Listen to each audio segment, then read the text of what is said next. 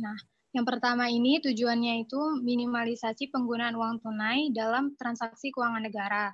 Yang kedua, meningkatkan keamanan dalam bertransaksi dari transaksi secara tunai. Dan yang keempat, mengurangi cost of fund atau idle cash dari penggunaan UP. Next.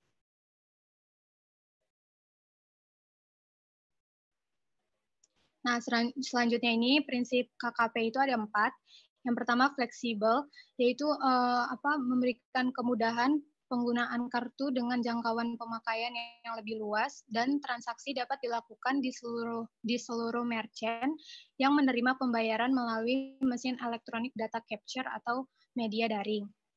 Nah, yang kedua itu ada aman, yaitu aman dalam bertransaksi dan menghindari terjadinya penyimpangan atau fraud tadi dari transaksi secara tunai.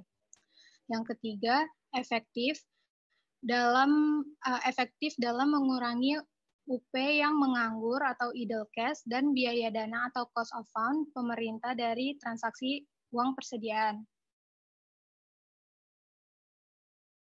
Pembayaran tagihan negara dan pembebanan biaya penggunaan UP KKP. Next. Nah, selanjutnya saya akan menjelaskan tentang mekanisme penggunaan kartu kredit pemerintah. Bisa dilihat di sini dari yang pertama itu, Satker dan Bank Penerbit KKP ini melakukan perjanjian kerjasama atau PKS. Lalu Bank Penerbit KKP ini akan menerbitkan kartu kredit pemerintah dan nantinya pemegang kartu kredit pemerintah ini dapat melakukan transaksi di sini ada dua transaksi, yaitu belanja keperluan operasional dan belanja modal. Yang kedua itu belanja keperluan perjalanan dinas. Nah, yang selanjutnya yang keempat, atas transaksi tersebut selanjutnya kan pengujian dan penerbitan surat perintah bayar. Lalu nantinya bendahara melakukan verifikasi dan menyampaikan permintaan penggantian UPKKP kepada PPK. Nah, di sini tuh nanti PPK menerbitkan SPP GUP KKP dan PPSPM menerbitkan SPM GUP KKP. Selanjutnya itu atas SPM GUP KKP yang diterbitkan PPSPM itu KPPN akan menerbitkan SP2D. Dan yang terakhir, bendahara pengeluaran atau bendahara pengeluaran pembantu melakukan pembayaran tagihan KKP melalui pendebitan rekening bendahara pengeluaran atau bendahara pengeluaran pembantu ke rekening bank penerbit KKP. Next. Nah, ini untuk keamanan dalam penggunaan KKP. Yang pertama itu menggunakan KKP tentunya sesuai dengan kewenangannya setelah terlebih dahulu harus dilakukan aktivasi KKP dan aktivasi PIN. Nah, aktivasi ini dilakukan oleh administrator KKP atau masing-masing pemegang KKP itu sendiri. Nah, setelah KKP aktif dan siap digunakan untuk pembayaran belanja barang operasional, belanja modal, dan belanja perjalanan dinas jabatan itu tadi. Nah, yang kedua ini membubuhkan tanda tangan pada kolom signature panel yang terdapat pada bagian belakang kartu kredit pemerintah. Yang ketiga, tentunya harus merahasiakan nomor kartu, PIN, card verification value, dan masa berlaku kartu kredit pemerintah. Yang keempat, dilarang memberikan informasi mengenai data diri dan transaksi kartu kredit pemerintah kepada siapapun. Next. Nah, yang kelima, harus aktif memeriksa kondisi dan rincian transaksi KKP untuk memastikan tidak terdapat transaksi yang salah atau tidak diakui secara periodik. Nah, yang keenam ini memilih merchant transaksi perdagangan melalui e-commerce yang menyediakan fasilitas keamanan untuk transaksi secara daring. Dan yang terakhir, yang ketujuh ini, dalam hal kartu tidak akan digunakan dalam jangka waktu yang lama, kayak misalnya karena cuti, tugas belajar, dan tidak sedang dinas, pemegang KKP ini dapat mengajukan permohonan penonaktifan kepada administrator KKP dan menyimpan KKP di tempat yang aman. Sekian dari saya, dan selanjutnya akan dilanjutkan oleh teman saya tentang proporsi UP kartu kredit pemerintah. Silakan Marcella. Baik. Selanjutnya saya akan menjelaskan terkait uang persediaan kartu kredit pemerintah. Uang persediaan kartu kredit pemerintah merupakan bagian dari uang persediaan yang dikelola oleh bendahara pengeluaran atau bendahara pengeluaran pembantu. Besaran uang persediaan kartu kredit pemerintah dihitung dari proporsi uang persediaan kartu kredit pemerintah atau perubahan proporsi uang persediaan kartu kredit pemerintah yang telah disetujui oleh Kepala Kantor Wilayah Direktorat Jenderal Perbendaharaan.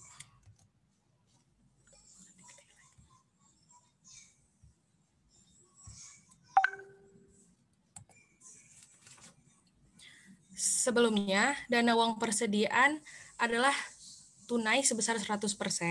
Dana tunai tersebut diberangkas dan atau berada di dalam kas yang ada di bank. Saat ini terdiri dari uang persediaan sebesar 60% dan uang persediaan kartu kredit pemerintah sebesar 40%. Uang persediaan tunai berada di berangkas dan atau kas di bank, dan uang persediaan kartu kredit pemerintah berada di rekening bendahara umum negara. Jenis-jenis kartu kredit pemerintah. Ada dua. Yang pertama, kartu kredit untuk keperluan belanja operasional dan belanja modal. Dan yang kedua adalah kartu kredit untuk keperluan belanja perjalanan dinas jabatan. Rincian kartu kredit untuk keperluan belanja barang operasional serta belanja modal. Yang pertama yaitu untuk belanja barang operasional.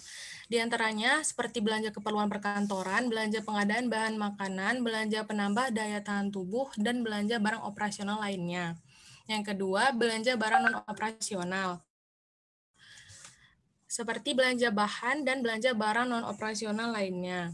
Yang ketiga, itu belanja barang untuk persediaan. Seperti belanja barang persediaan barang konsumsi. Yang keempat, yaitu belanja sewa. Di antaranya belanja sewa kendaraan, gedung, dan peralatan. Yang kelima yaitu belanja pemeliharaan gedung dan bangunan. Seperti belanja pembelian gedung dan bangunan, belanja barang persediaan pemeliharaan gedung dan bangunan, dan belanja pemeliharaan gedung dan bangunan lainnya. Yang keenam, belanja pemeliharaan peralatan dan mesin. Antara lain belanja pemeliharaan peralatan dan mesin, belanja bahan bakar minyak dan pelumas khusus non-Pertamina, belanja barang persediaan pemeliharaan peralatan dan mesin, dan belanja pemeliharaan peralatan dan mesin lainnya. Yang ketujuh, belanja pemeliharaan lainnya. Di antaranya seperti belanja barang persediaan pemeliharaan lainnya dan belanja pemeliharaan lainnya. Yang kedelapan, yaitu belanja modal. Dalam belanja modal, dibatasi dengan nilai belanjanya yang paling banyak sebesar 50 juta. Apabila di atas 50 juta, itu dilakukan dengan mekanisme langsung. Kartu kredit yang kedua, jenisnya itu untuk keperluan belanja perjalanan dinas jabatan, yaitu kartu kredit pemerintah untuk keperluan belanja perjalanan dinas jabatan ini digunakan untuk komponen pembayaran biaya transportasi, penginapan, dan atau biaya sewa kendaraan dalam kota. Ini adalah mekanisme permintaan uang persediaan kartu kredit pemerintah.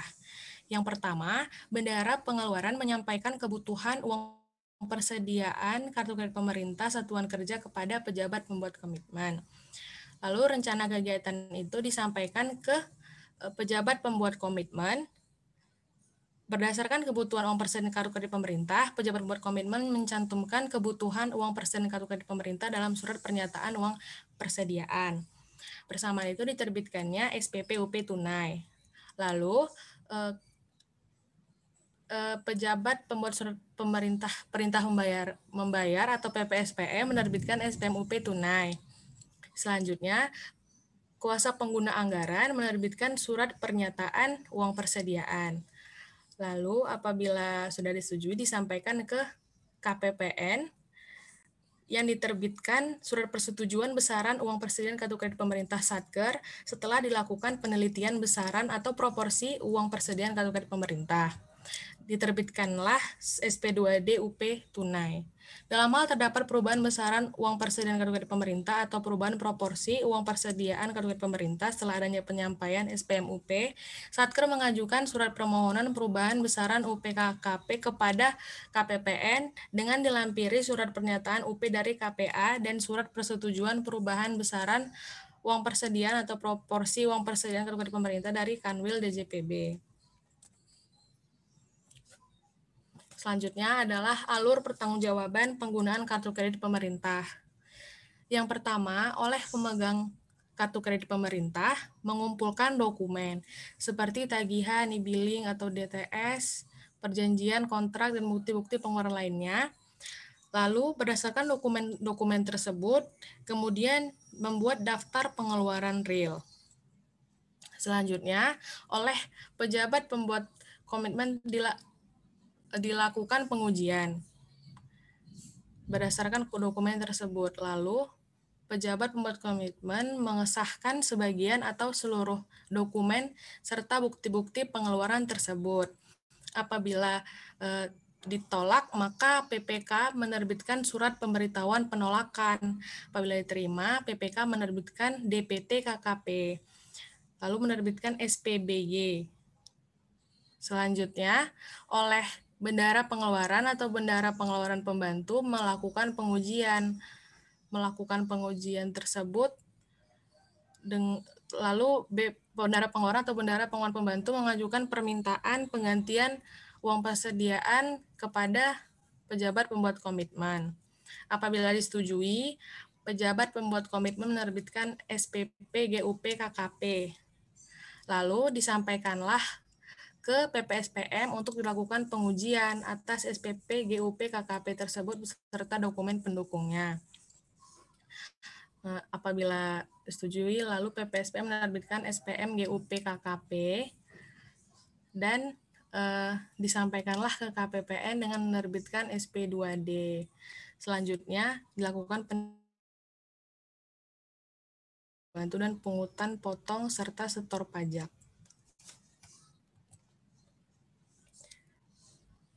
Demikianlah paparan dari kelompok kami. Mohon maaf apabila terdapat kesalahan. Apabila ada pertanyaan, kami persilahkan. Terima kasih. Aku mau nanya. Oh ya, langsung aja ini. Oh iya, Bapak. Ada pertanyaan, Mbak. Berarti silakan sekarang. Boleh, Yasmin. Oh, ini langsung nanya aja. Boleh, Jas. Aku cuma pengen nanya ini doang. Ada batas maksimal nggak sih? Tadi kan ada belanja pemeliharaan gedung dan bangunan sama belanja pemeliharaan peralatan dan mesin. Itu ada maksimal kreditnya nggak sih kayak yang modal, belanja modal? Baik. Gitu. Terima kasih, Yasmin. Iya. Tunggu antriannya ya.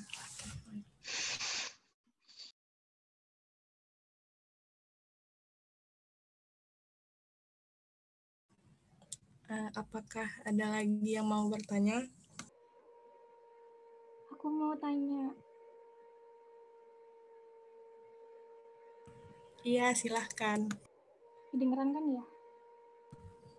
Iya.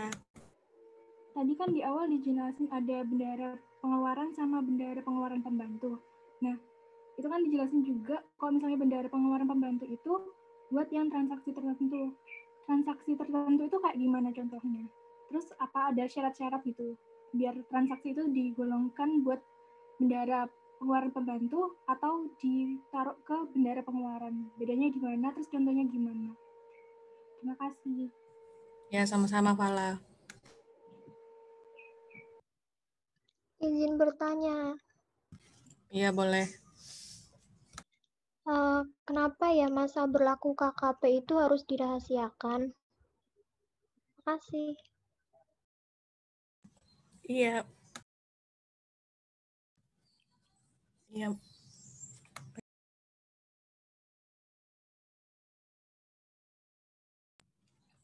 Apakah ada lagi yang mau bertanya?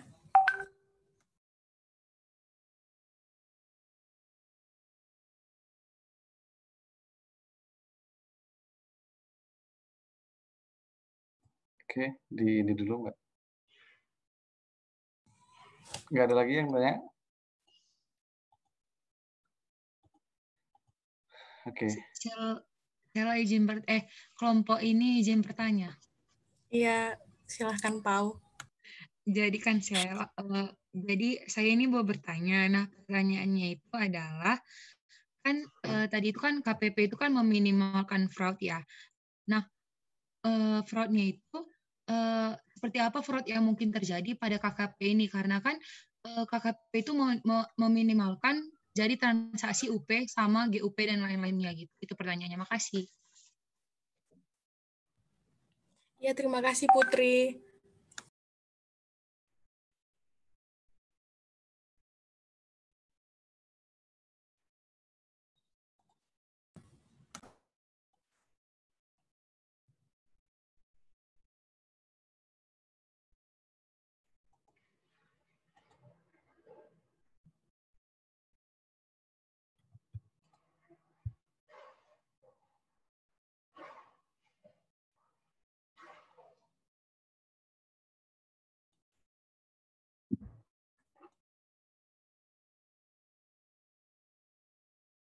Gimana kelompok 3 sudah ini? Berbuk? Iya, sangat baik ya. Paparan dari kelompok 3 sambil lalu menunggu jawabannya. Kita masih punya 8 menit sebelum sesi ini berakhir. Kalau masih ada pertanyaan, mungkin bisa di chat WA group. Nanti kita bisa bahas lagi kalau waktu belum nggak cukup, kita bahas lagi di sesi berikutnya. Oke. Gimana kelompok 3 sudah ada ini yang bisa direspon? Oh ya, baik Pak. Saya ingin menjawab pertanyaannya siapa tadi ya? Oh, ini Febriani ya, yang kenapa perlu merahasiakan masa berlaku KKP. Nah, dari yang saya baca, di sini tuh kenapa harus dirahasiakan? Tentunya kan itu tadi bagian dari keamanan penggunaan KKP kan. Selain untuk kehati-hatian, kan banyak juga ada modus-modus kejahatan gitu. Dia itu mengatasnamakan kantor pusat atau cabang bank penerbit KKP itu. Nah, itu biasanya meminta konfirmasi dari transaksi-transaksi KKP. Nah, jadi kenapa harus dirahasiakan juga tadi yang dirahasiakan kan ada nomor kartu, kode verification value. Nah, dan masa berlaku ini dia ini untuk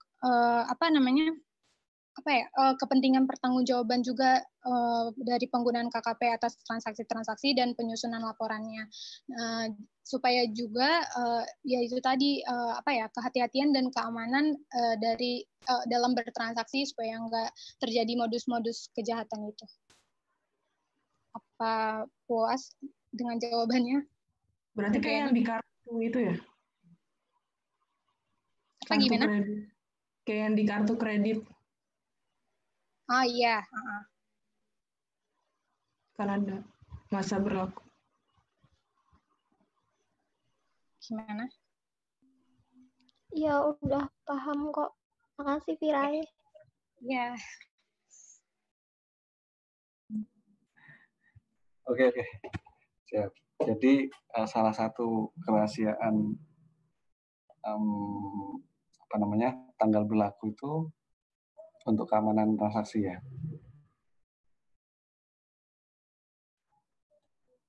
Gitu ya, Iya, Mbak. Pak. Oke. Vira ya, Pak. Oke. Vira.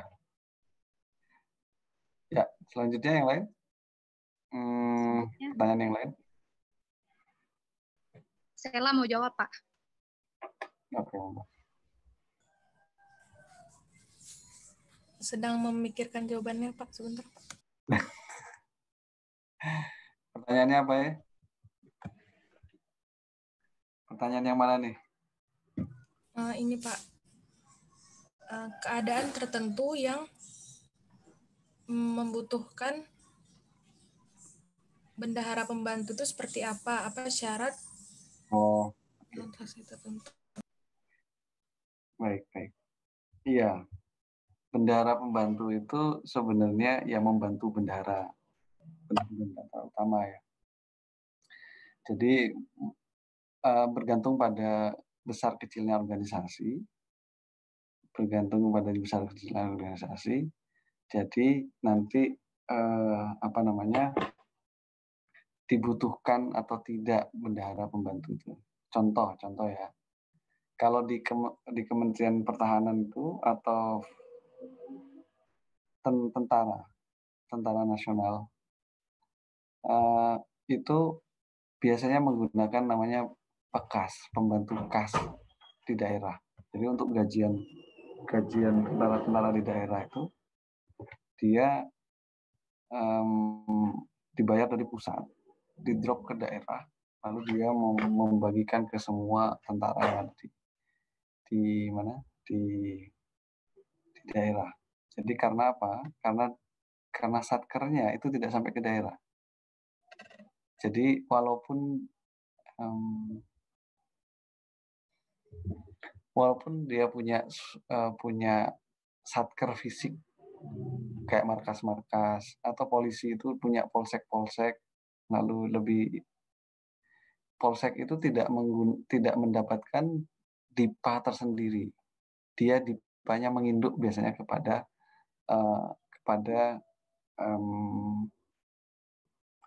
satker di atasnya, Polres, semacam itu. Jadi untuk TNI juga begitu. Jadi bergantung pada ininya. Nah, untuk kebutuhan operasi biasanya dibutuhkan bendahara pembantu itu. Jadi bisa jadi karena besarnya organisasi yang ditangani, bisa jadi karena lokasi yang berbeda, sehingga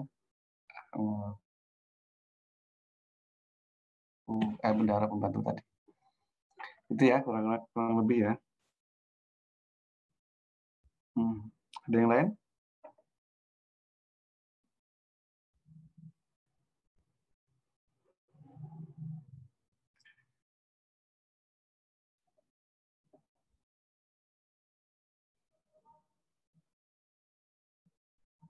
Halo.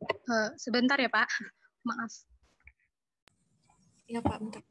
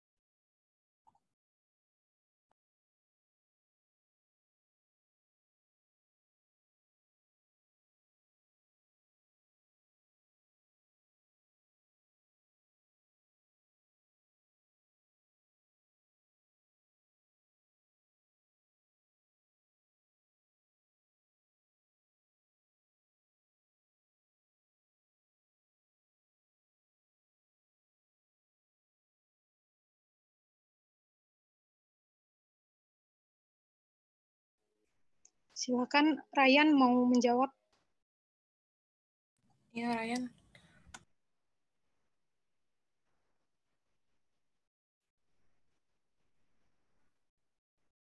Ya.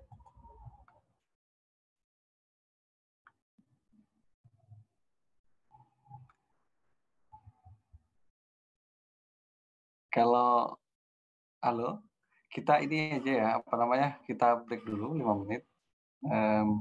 Ininya roomnya sudah cut off 1 menit lagi. Jadi nanti kita ketemu lagi di 5 menit mendatang. Untuk yang masih ada pertanyaan, silakan di ini. Pertanyaan dari saya sebenarnya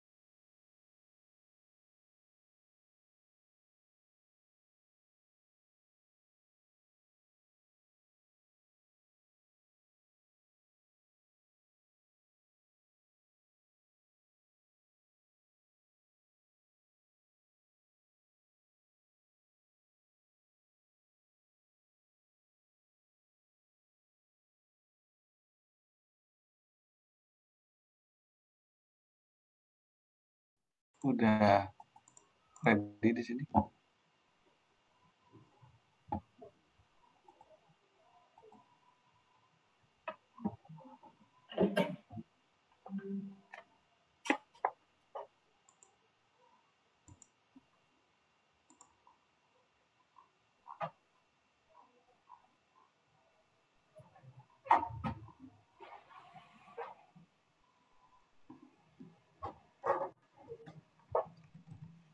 Ya. Kelompok 3 udah siap?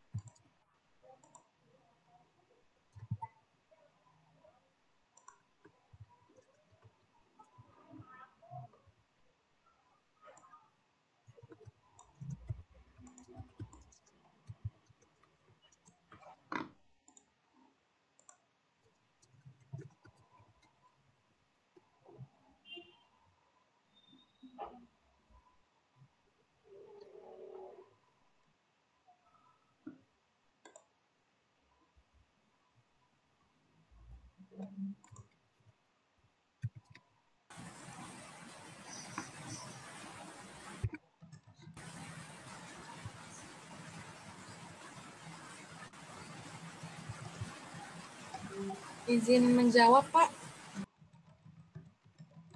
Oke, Saya ingin menjawab pertanyaan dari Putri, yaitu walaupun kartu kredit pemerintah minim fraud, apakah masih ada kemungkinan fraud? Tentu saja masih ada. Dan saya menemukan terdapat surat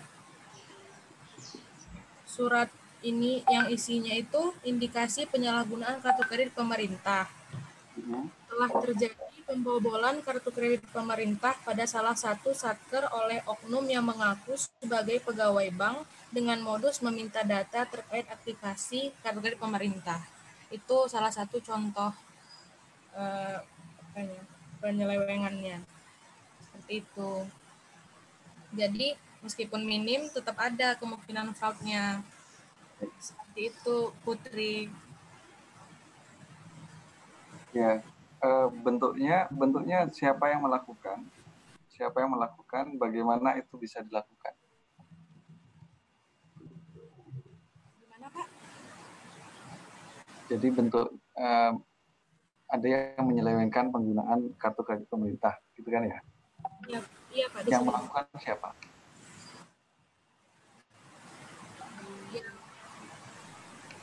Bisa pihak-pihak yang tidak bertanggung jawab, Pak. Salah satu oknum di satuan kerja. Iya. Oke, siap. Baik. Iya, Pak. Seperti itu, Pak. Ya, makasih. Oke, Putri ya tadi pertanyaannya. Sudah cukup ya? Lalu ada lagi? Sudah cukup 3 kan ya? Ada satu lagi, Pak, yang belum.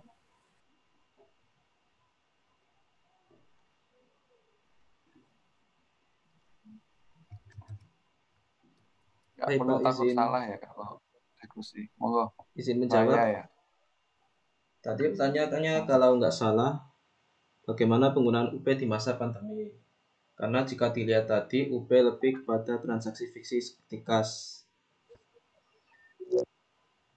Nah, justru dengan penggunaan KKP ini kan, justru gara-gara pandemi COVID ini, malah semakin memerlukan pemerintah untuk mendorong penggunaan KKP.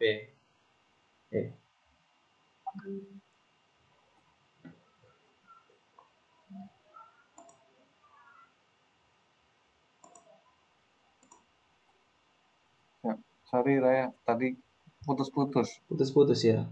Sebentar Pak. Sepertinya wifi saya sebentar.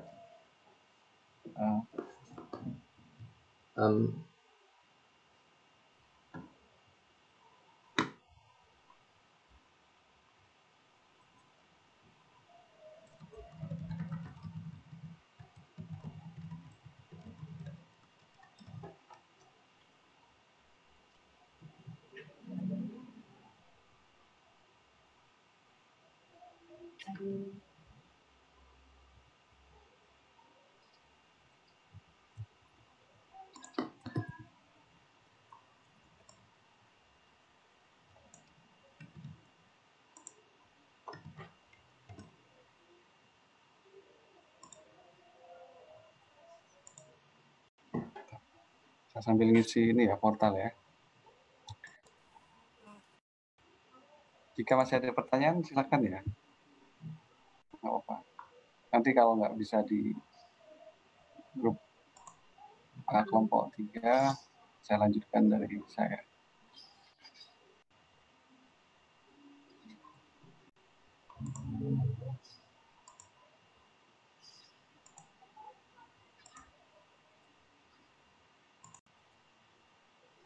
Ada yang pertanyaan belum dijawab tadi?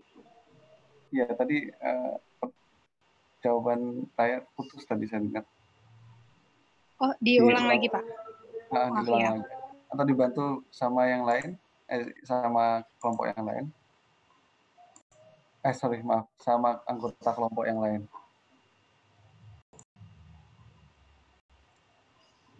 Jadi jawabannya Raya itu tadi gimana?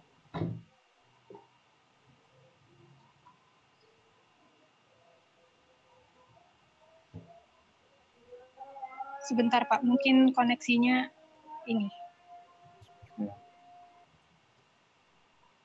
Halo? Ya. Ya, Rai. Halo? Ya, udah kedengeran.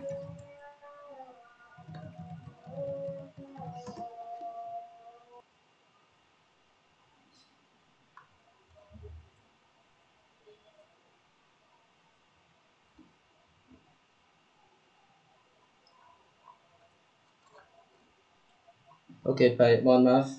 Tadi ada kesalahan jaringan dan mungkin sedikit kesalahan itu.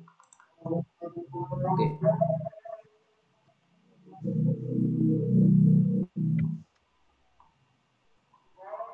Oke, jadi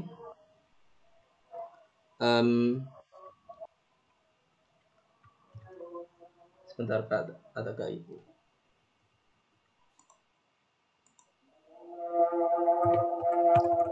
Jadi bagaimana penggunaan UP di masa pandemi seperti ini? Nah, justru di masa pandemi COVID itu malah semakin menguatkan pemerintah untuk mendorong penggunaan KKP sebagai sarana penarikan UP. Nah, dengan adanya KKP kan kita itu kayak pakai kartu kredit, nggak usah transfer tunai, pemerintah itu nggak perlu memberikan uang tunai kepada satker yang memerlukan, gitu.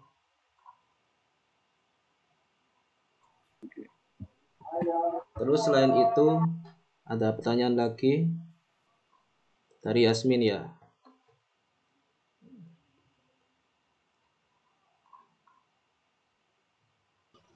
Pertanyaannya kalau nggak salah, apakah ada batas maksimal pemeliharaan gedung dan bangunan?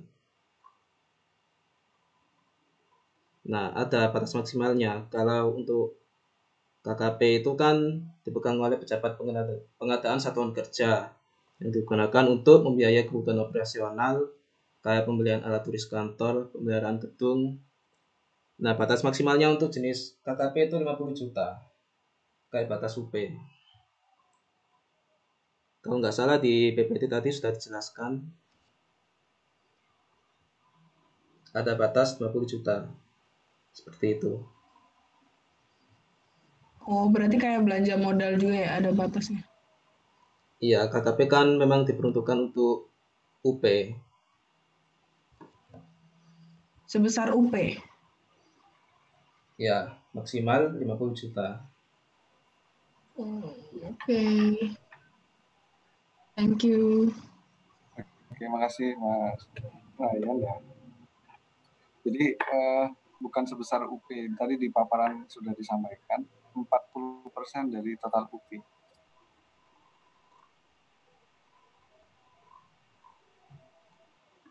Final adalah 50 juta. Oke, terima kasih kelompok 3 atas pemaparannya. Pas banget ini, pas waktu sholat asar ya. Jadi ya itu terkait dengan, kita break dulu atau lanjut ya? Lanjut aja ya sampai ini selesai. Iya, lanjut aja, Pak. Iya, Pak, lanjut aja. Ya, modul penganggaran, modul bendahara. Tadi sudah disampaikan oleh, oh ya, pertama-tama saya lupa. Applause dulu buat teman-teman di kelompok 3. Nanti minta tolong itunya, notulennya dikirim. Sangat baik dalam menjelaskan ini terkait dengan KKP. Tadi sebenarnya saya mau nanya,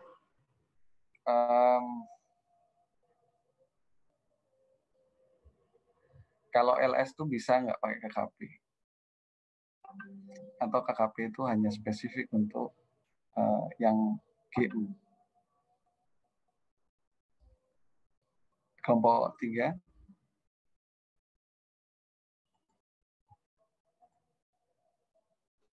Iya, Pak. Kalau LS itu kan batas maksimal UP untuk KKP itu kan yang 50 juta itu. Kalau misalnya di atas itu berarti transaksinya menggunakan langsung. Gitu. Baik. Jadi ini tidak berlaku untuk LS gitu ya? Iya, gitu Pak. Baik. Terima kasih. Ya, jadi tadi sebenarnya saya pakai paparan kalian dulu. Jadi tadi sebenarnya udah dijelaskan di sini. Jawaban ini kalau nggak salah ya. Gambar ini di sini dijelaskan bahwa perjanjian kerjasama, penerbitan kartu kredit, lalu transaksi kartu kredit oleh pemegang kartu kredit, lalu kemudian tahap selanjutnya itu sama dengan yang lain. Tahap selanjutnya sama dengan lain. Ya. Ada SPP, bendahara, tanggapan. Ya. Jadi kalau dia melewati bendahara berarti tandanya apa? Tandanya dananya dibayar dengan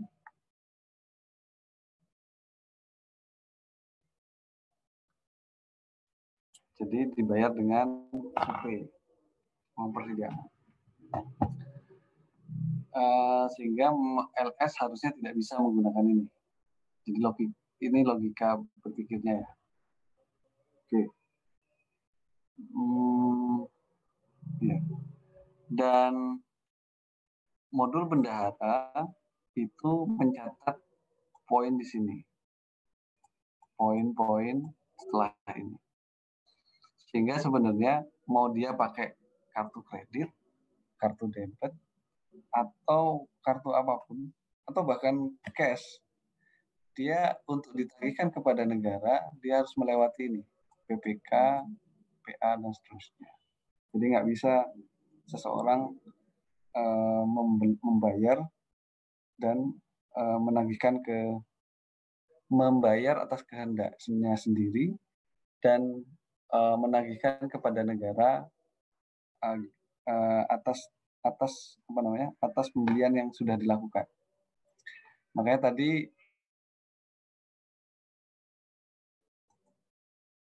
kelompok share screen itu ya. Tadi kelompok 3 menyampaikan bahwa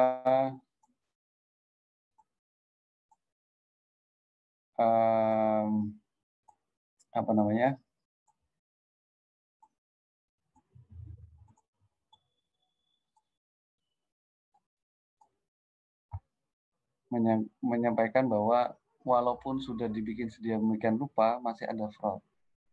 Fraudnya di mana? Ya, fraudnya adalah siapa yang memegang ini.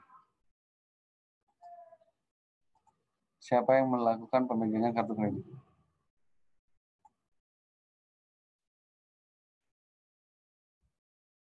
Jadi kartu kredit ini sebenarnya kartu kredit sama dengan yang kartu kredit yang lain. Tapi dia sudah dikerjasamakan dengan institusi. Nah, sama dengan ketika kita bawa barang, mau bawa uang, lalu kita mungkin beli minuman. Tapi di dalam DIPA kita beli minuman itu tidak ada pagunya. Di situ PPK mengecek apakah barang yang dibeli dengan kartu kredit itu sudah ada pagunya, lalu jumlahnya sudah oke, dimintakan bendahara sudah oke, sepakat, baru dia dilakukan penagihan kepada negara. Jadi ada lag di sini sebenarnya, menggunakan kartu kredit ini ada lag.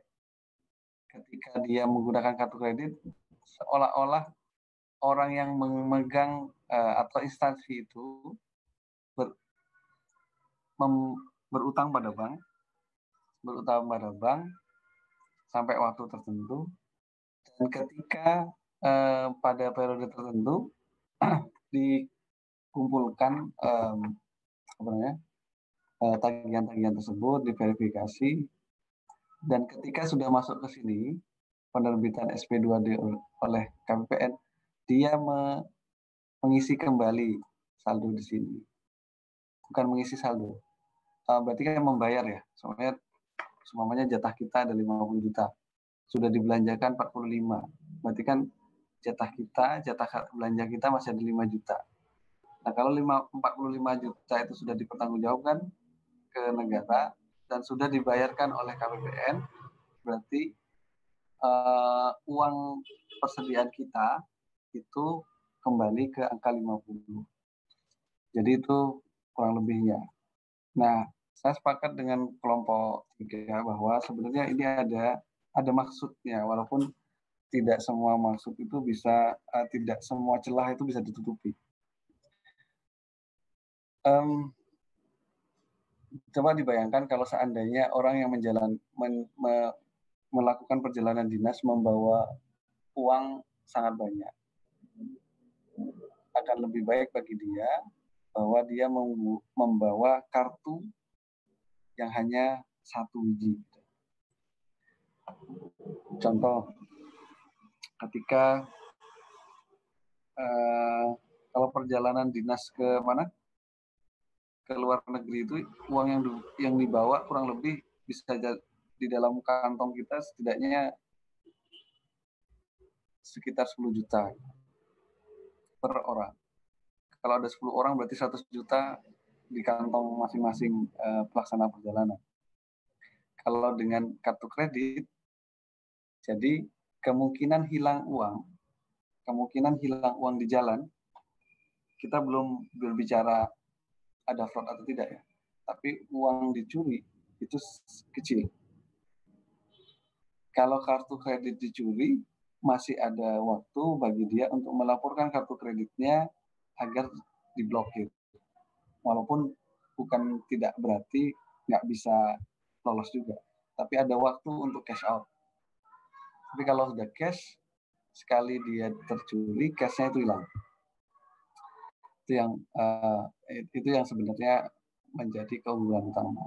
Lalu yang kedua tadi udah dijelaskan juga bahwa ketika bendahara meminta UP, sebelum saya lanjut, sudah pernah ada pelajaran terkait dengan UP dan LS nggak? Pernah Pak di Akpom. Akpom ya, oke ya, berarti sudah familiar lah ya. Jadi UP itu pada dasarnya bendahara memegang sebagian uang ditaruh di dalam berangkas dia untuk pengeluaran kecil. Jadi kalau di akuntansi itu namanya ada petty cash. Jadi nanti dari petty cash itu ada replenishment system. Punya saldo 5 juta. Nanti beli yang kecil-kecil, beli staples, beli kertas sebiji, beli bolpen sebiji, beli kacang goreng, beli ada tamu.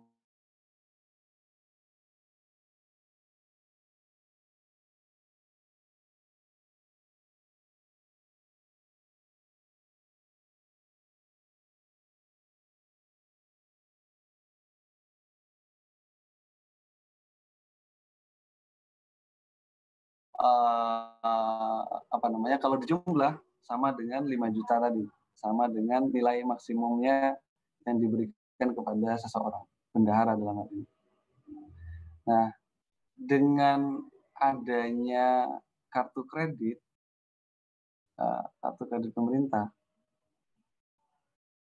pembayarannya melalui kartu kredit pemerintah. Record dari transaksinya itu sudah ada di dalam tagihan kartu kredit tadi. Saya beli makan, beli minum, di perjalanan, itu sudah ada di dalam kredit. Jadi laporan bank statementnya dari penerbit kartu kredit itu yang diberikan untuk melakukan pengisian kembali. Jadi itu kurang lebih. Jadi salah satu keunggulannya kita nggak perlu ada record keeping tersendiri. Kita nggak perlu mungkin ya. Tapi kalau masih dipersyaratkan berarti masih diperlukan. Jadi tidak perlu nyimpan invoice banyak-banyak ya selama bertransaksi. Mungkin kita akan ke mana? Tapi bisa disatukan dalam bank statementnya dari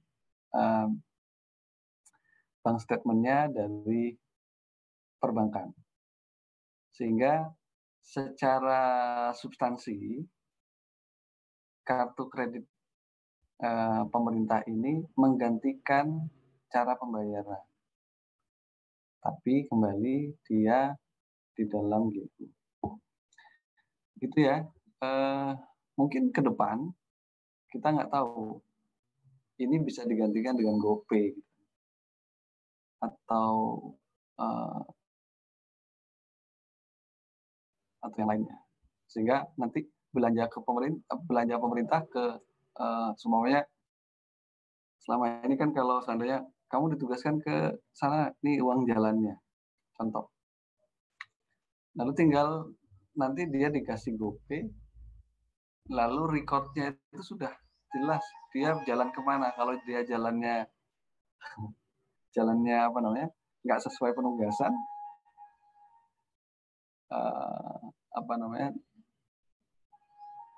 bisa jadi GoPay yang tadi disuruh ditagih, kamu tidak menggunakan ini untuk kebutuhan negara. Itu mungkin ya. Yang selanjutnya adalah karena dia menggantikan replenishment ini, modal yang selama ini dilakukan oleh jadi biasanya kan di awal tahun bendahara itu meminta kepada kas negara sejumlah uang, anggaplah 10 juta.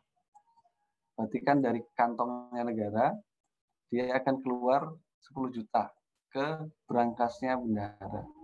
Nah, dengan adanya KKP ini, nilai 10 juta ini nol. Tapi kita menggunakan modal dari limit dari kartu kredit ini, 10 juta. Ya. Untuk kemudian ketika dia sudah 10 juta, dikurangi 1 juta, dikurangi 2 juta, dan seterusnya, sampai dia sisanya hanya 3 juta. Nah, saldo ini, tagihan-tagihan ini ditagihkan kepada KPPN melalui arus ini. Itu mungkin penjelasan tambahan terkait dengan kartu kredit pemerintah. Oke. Ada pertanyaan?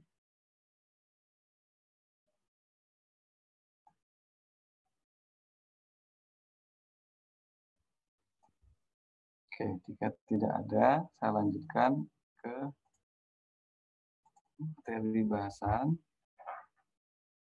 Ya, secara umum materi bahasannya sudah tadi dijelaskan oleh kelompok oleh kelompok 3.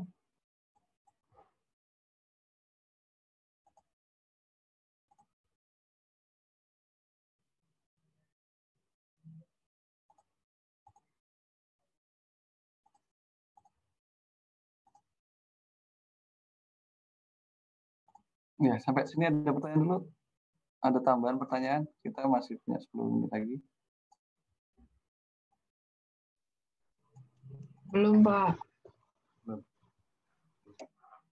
Jadi, kembali, saya mulai dari pendahuluan. Nanti gambaran umum aplikasi kayaknya tadi sudah disampaikan juga oleh kelompok 3 tadi. Jadi kita karena dari namanya sendiri ini adalah modul bendahara, sehingga yang menggunakan modul ini adalah bendahara dari satker-satker yang mendapatkan DIPA. Oke. Jadi secara dasar hukum apa itu bendahara, apa kewajiban bendahara, mungkin lebih banyak diulas di peraturan Dirjen PB nomor 3 ya, tentang apa sih kewajiban bendahara dalam pelaksanaan APBN. Oke, bendahara sendiri ada dua kategori besar ya, bendahara umum sama bendahara. Jadi bendahara umum itu Menteri Keuangan, ya. Sedangkan bendahara di luar bendahara umum negara itu dibagi lagi menjadi bendahara penerimaan dan pengeluaran. Jadi kembali ada bendahara penerimaan itu yang berfungsi untuk menerima pendapatan, pengeluaran untuk yang berfungsi melakukan kegiatan belanja negara.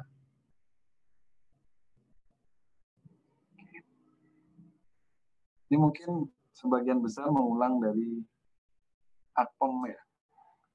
Akpom. Kita belajar hal yang sama.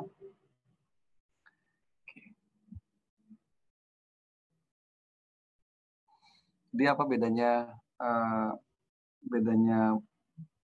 bendahara umum negara sama bendahara di Satker masing-masing?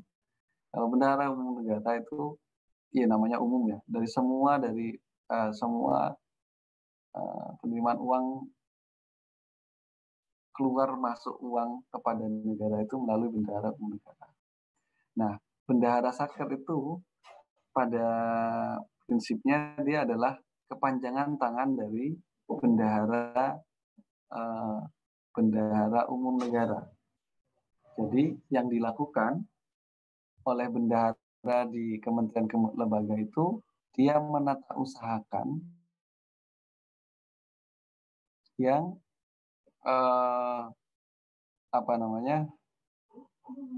yang berada di kewenangan dia. Contoh ini, bendahara penerimaan di mana? Di kantor imigrasi, dia menerima pembayaran buat visa, buat paspor dan seterusnya. Dia kumpulkan sementara di dia, lalu nanti disetorkan ke kas negara. Sehingga di situ dia berfungsi sebagai kalau di bahasa kami itu kepanjangan tangan dari BUN. Oke. Jadi apa yang disimpan itu tidak akan disimpan terus di dia, di dalam bendahara di dalam bendahara Satker, tapi dia ada batas waktu. Kalau dulu itu kurang lebih plus minus 3 hari. Plus minus 3 hari bisa di rekening bendahara Satker. Nah, karena dia merupakan kewenang perpanjangan tangan dari BUN, dia punya kewajiban untuk melakukan penataan kan, menerima, menyimpan, menyalurkan. Kalau untuk penerimaan dia menerima dana dari masyarakat, menyimpan, lalu memasukkan kembali ke dalam kas negara. Sedangkan kalau dia belanja, dia dapat dari kas negara, disimpan untuk kemudian dibelanjakan kepada masyarakat atau kepada penyedia. Oke. Sehingga modul modul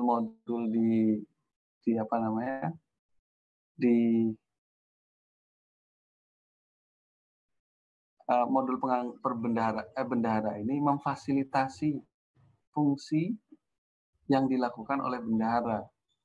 Tadi saya sebutkan menerima, mengelola, menata usahakan, dan menyalurkan. Oke. Apa saja yang dilakukan oleh bendahara? 1. Penata usahaan LS. Modul-modul yang ada ya. Lalu penata usahaan UPTUP. LS di sini tadi kan disampaikan ya. Pertanyaannya, untuk KKP itu pakai LS atau pakai UP sih? Jadi LS di sini terbatas untuk LS bendahara. Jadi kalau di Undang-Undang di PP pelaksanaan APBN, konsepnya adalah semuanya LS kecuali yang harus di-UP-kan. Jadi kalau bisa semua langsung kepada penyedia, dari kas negara kepada penyedia. Tapi untuk hal-hal yang tidak bisa dilakukan begitu, dia bisa dilakukan pembayarannya melalui bendahara. Oke, apa saja yang melalui bendahara? Banyak sekali. UPTUP untuk pembayaran yang terbilang kecil, sedangkan di daerah-daerah tertentu gaji gaji-gaji pegawai itu masih menggunakan LS kepada bendahara. Jadi di-pool di bendahara dan dia dibayarkan kemudian kepada pegawai-pegawainya.